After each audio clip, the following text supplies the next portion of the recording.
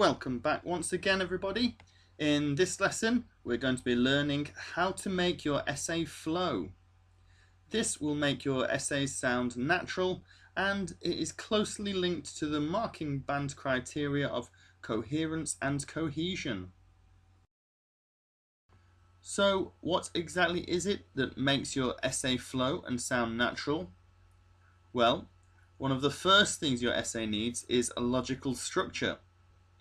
We've already looked at this in great detail, but following a logical structure is what native speakers do and is how you will write your essays. The second thing that gives an essay flow is the linking words and phrases that you use. These are called cohesive devices, and this simply means words such as therefore, also, even though, however, in conclusion, to summarize. These are words that you've heard a lot before, but we call them cohesive devices for IELTS, and they help us to link paragraphs together, link sentences together, and indeed sentence clauses together. They help us move smoothly from one idea to the next, and this is what helps create flow within your paragraphs. As you already know, your IELTS essays are marked for their flow, which we call coherence and cohesion. In the band descriptors for coherence and cohesion, we are told that you need to use a range of cohesive devices.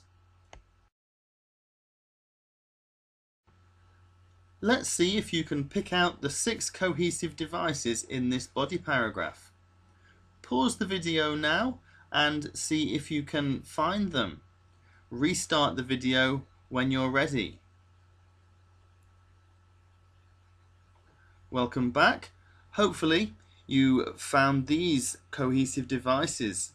In the first sentence, right at the beginning, we have on the other hand. This shows that this paragraph is discussing the opposite point of view to the previous paragraph. So it's a really useful cohesive device to use, and that's the first one here. The second one is to illustrate this. That is giving an example. It's a way of showing an example. The third cohesive device is whereas. That's joining two parts of a sentence together.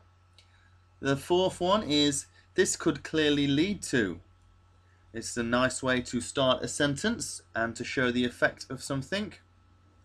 The fifth one is even though, another way to link two ideas in a sentence together.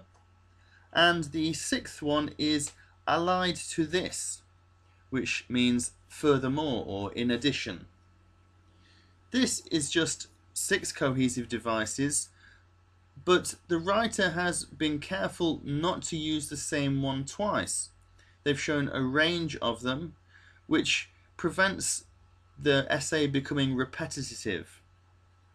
Of course, there are many different cohesive devices that you can use, and we're going to look at a few more of those now. In front of you now, you have a table that gives you different cohesive devices for 3 different functions. So if you're beginning an introduction, then you might use those phrases listed there. The T stands for topic sentence, as you might use them in the topic sentence of your introduction. The second column shows cohesive devices that you might use in the topic sentences when you're presenting an idea. And in the third column, you've got cohesive devices you might use in supporting sentences when you're explaining or giving a reason for something. The table in front of you now has 3 more sets of cohesive devices for 3 more different functions. So the first column is for describing a result of something, and the S means you might find these in supporting sentences. The second column are cohesive devices that you can use to give examples in your essay. So you might find them in your example sentences in your body paragraphs. And the third set are cohesive devices that you can use to help make another point in your essays. And you might use these in your topic sentences or in your supporting sentences. And it's the same again in this table. This time we've got cohesive devices for clarifying a point, which might be used in our supporting sentences. Cohesive devices for linking ideas together, again for use in our supporting sentences. And then we've got cohesive devices for changing arguments. And we might see these in our second topic sentences or in supporting sentences. But once again, you can see there's more than one way to say the same thing. This is really important as you'll always be able to avoid repeating the same cohesive device if you make the effort to learn some of these phrases. And there are still more. This time we've got cohesive devices for qualifying things. We've got cohesive devices that we can use to show contrast, and we've got ones that we can use in our conclusions. Again, try and make a note of the different ways to say the same things so you're not repeating yourself. And finally, there's no need for you to have to keep repeating I think, I think, I think when you're giving your opinion. You can give your opinion in a variety of ways, and a few of those are listed here. In the right hand column you've got phrases that are stronger than those in the left hand column, so you can make a note of these as well. And you might use these in your topic sentences, your second topic sentences, or in your conclusion, depending on which question type you are looking at.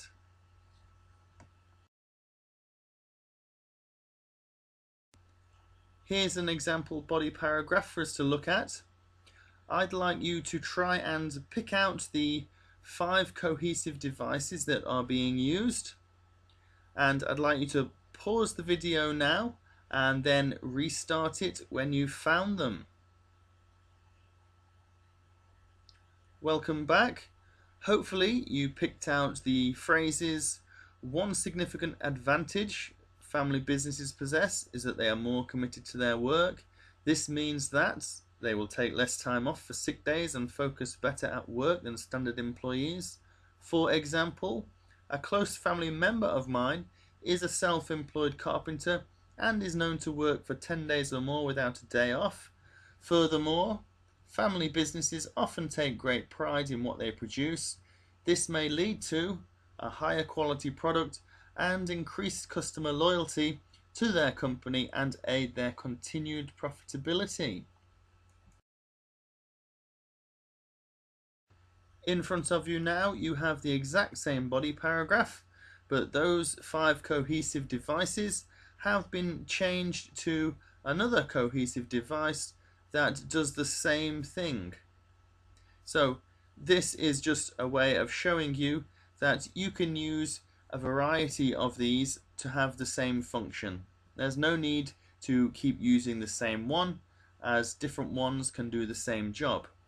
So here we've got the most significant benefit, we've got consequently, we've got for instance, in addition, and as a result.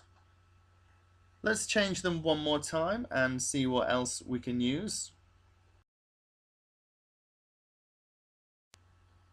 This time we've got first and foremost, therefore, to illustrate this point, moreover, and due to this. So hopefully you can see that you can use a variety of these and still maintain a nice flow to your essay. Now let's take a look at some tips for using cohesive devices. Firstly, try to avoid using the same one more than once. If you can become familiar with 3 or 4 cohesive devices for each of the functions that I showed you in those tables, then you'll be able to write any type of IELTS essay without repeating one. Also, you don't really need to use more than 4 or 5 cohesive devices per paragraph. That is about the right amount that will give a nice flow to your essays. And finally, practice using them and experimenting with different ones, and make sure you get plenty of feedback from a teacher or native speaker just to check that you're using them correctly. That's the end of this video. I look forward to seeing you in the next one.